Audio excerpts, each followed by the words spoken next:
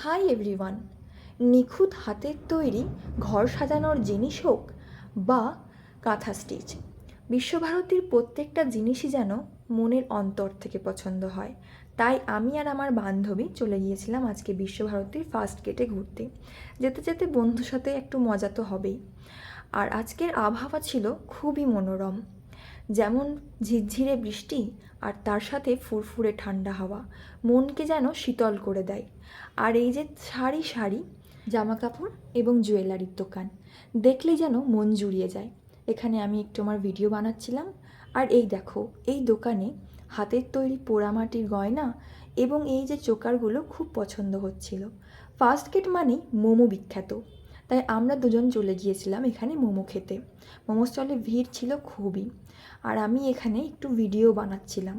তারপর অর্ডার করেছিলাম half plate steam momo এবং হাফ প্লেট চিকেন মোমো। তারপর খেয়ে আমরা স্যুপটা নিয়ে ভেতরের দিকে গিয়েছিলাম বিশ্বভারতীর। সেখানে আমি আমার বান্ধবীর একটু ভিডিও বানিয়ে দিচ্ছিলাম। তারপর ভাবলাম চলো ফেরা যাক। তাই শেষে এই সাউথ ইন্ডিয়ান দোকান থেকে আমি অর্ডার করেছিলাম 1 প্লেট ধোসা এবং একটা দই বড়া।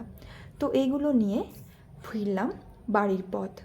আস্তে আস্তে রাস্তায় সুন্দর ভেসে আসছিল রবীন্দ্রসঙ্গীত আর এই মনোরম পরিবেশ। তো বন্ধুরা, কেমন লাগলো তোমাদের?